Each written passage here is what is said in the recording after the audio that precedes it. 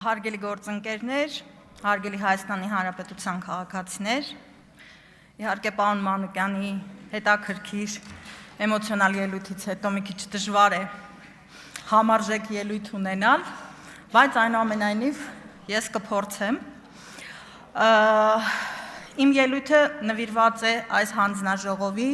ոլորտային հիմնախնդիրներին, մասնավորապես պետական բյուջեին և ֆինանսական վերահսկողությանը, ինչու, որովհետև ակնհայտ է, որ պետական բյուջեի միջոցների արդյունավետ և ռացիոնալ օգտագործման նկատմամբ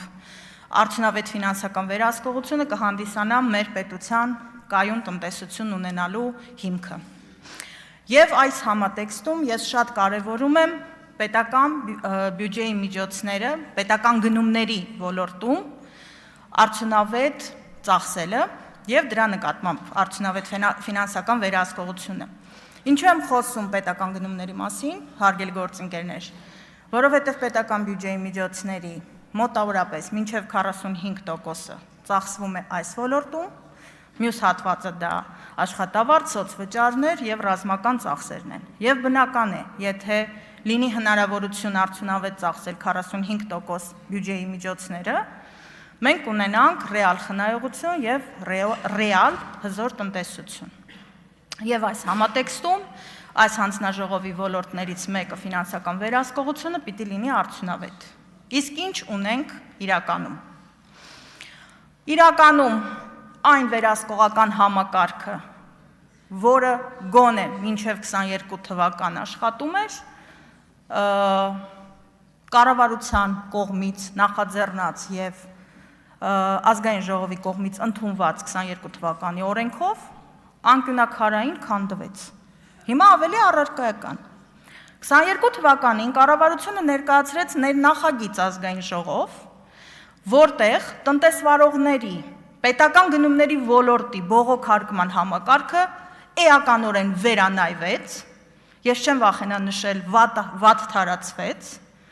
և տնտեսվարողների իրավունքները այս ոլորտում էականորեն նվազեցին, որը կբերի և բերում է լուրջ կոռուպցիոն ռիսկերի։ Ինչն է տեղի ունեցել։ Մինչև 22 թվականներ տնտեսվարողները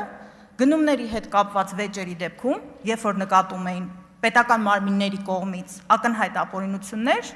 ունեին հնարավորություն բողոքարկելու արտադատական կարգով։ Հատուկ վարչական մարմնին, որը կոչվում էր բողոքներ քննող անձ։ 22 թվականի կառավարության նախաձեռնությամբ այդ մարմինը լուծարվեց և բողոքներ քննելու հնարավորությունը տրվեց բացառապես դատարաններին։ Կարծես թե իրավական վեճ է և հետաքրքիր չէ այս թեման, բայց իրականում ինչ տեղի ունեցավ։ Բողոքներ քննող անձին տնտեսվարողները դիմում էին, կարող էին դիմել առանց իրավաբանի, փաստաբանի ծառայության, ընթացակարգը էժան էր, հեշտ, մատչելի։ Բայց կառավարությունը այս համակարգը վերացրեց, տալով վեճերի լուծման իրավասությունը բացառապես դատարաններին, ընդ որում, այս նախագծի վերաբերյալ հենց իրենք դատարանները լայնածավալ 13 թե 14 էջանոց առարկություն ներկայացրեցին, ասելով, որ հարգելիներս, ամբողջ աշխարհում նախատեսվում է արտադատական համակարգ նաև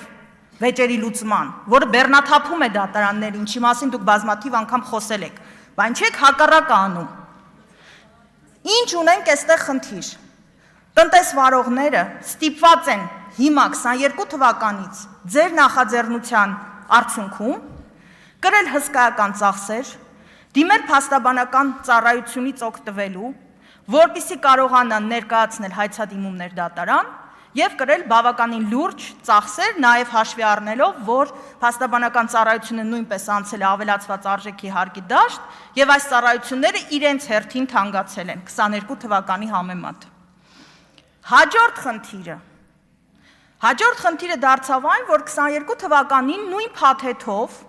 կառավարությունը ներկայացրեց նաև պետական տուրքի մասին օրենքում փոփոխություն։ Ինձ իրավաբանները կհասկանան հիմա ես ինչ նկատի ունեմ։ 20 հազարանոց պետական տուրքը տենդերների բողոքների քննության համար դարձավ մինչև 10 միլիոն։ 10 միլիոն։ Այսինքն, եթե տնտեսվարողը տեսնում է, որ ապօրինաբար կազմվել է մրցույթի հրավեր, որը խտրական է եւ գրված է կոնկրետ ընկերության համար։ Երբ որ իրեն ապօրինաբար հայտը մերժում են, որպեսզի հաղթող ճանաչեն, երկրորդ տեղ զբաղեցնող մասնակցի, ավելի թանկ գին ներկայացրած մասնակցին, եւ ինքը ցանկություն ունի իր խախտված իրավունքը դատական կարգով վերականգնելու, ստիպված է լինելու վճարել տվյալ գնման ընթացակարգի տենդերի, այսպես ասած, ժողովրդական լեզվով ասած, գնի 1%-ը, հիմնականում վիճարկվում են, որտեղ ծախսը պատրաստ է ընկերությունը անել մեծ գին ունեցող գնումների տենդերների դեպքում, հիմա պատկերացրեք 1 միլիարդանոց տենդեր է, վիճարկվում է իրավունքի հարց, ոչ գումարային արտահայտությամբ, որպեսզի գումարի տոկոս վճարվի, իրավունքի ճանաչման համար ներկայացվող, դատարան ներկայացվող հայցի համար պահանջվում է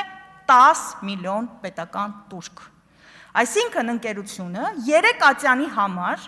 միայն պետությանը վճարվող պետական տուրքի գումարը կազմելու է 30 միլիոն, պլյուս փաստաբանական ծախս։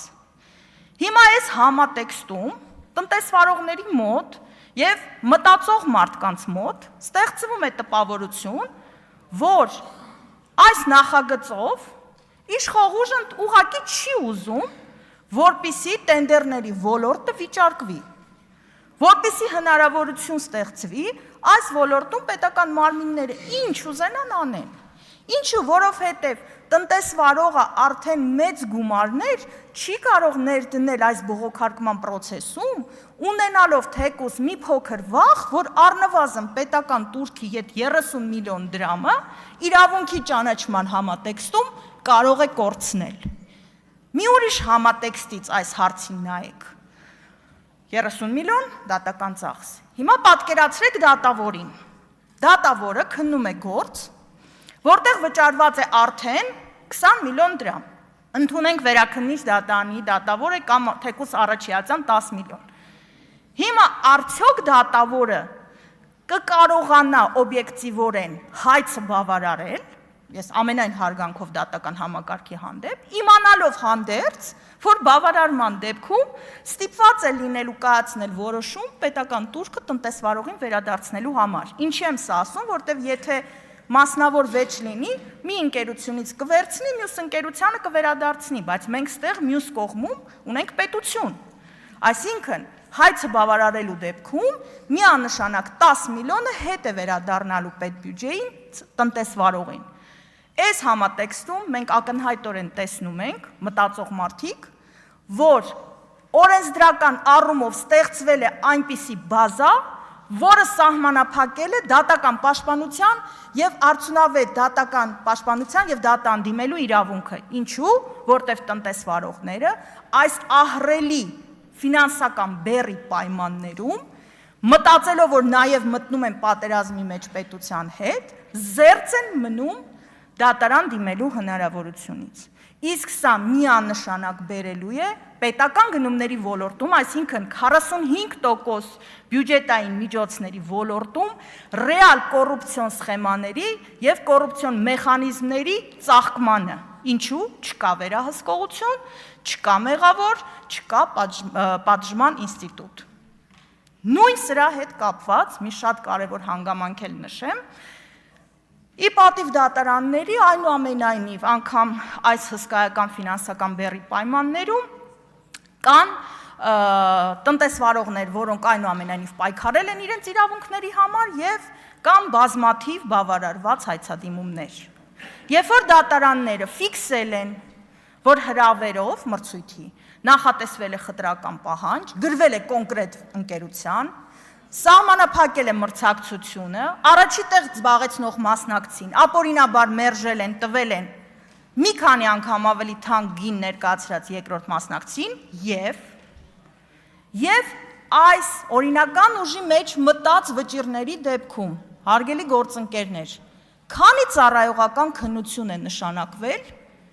մեղավոր գնահատող հանձնաժողովների կողմից նկատմամբ, մեղավոր պատվիրատուների ղեկավարների նկատմամբ։ Համենայն դեպս ինձ այդպիսի ինֆորմացիա չի հասել, բայց չէ որ արդեն իշխող ուժի ձեռքում կա դատական ակտ, որով ֆիքսվել է պետական տենդերների ոլորտում ապօրինությունը, ապացուցելու խնդիր էլ չկա, ֆիքսվել է այդ փաստը։ Արդյոք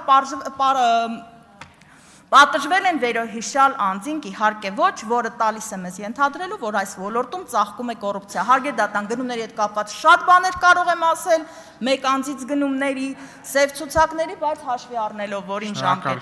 ժամանակը սահմանափակվում է, ես հետո այս հնարավորությունից նույնպես կօգտվեմ։ Շնորհակալություն ուշադրության համար։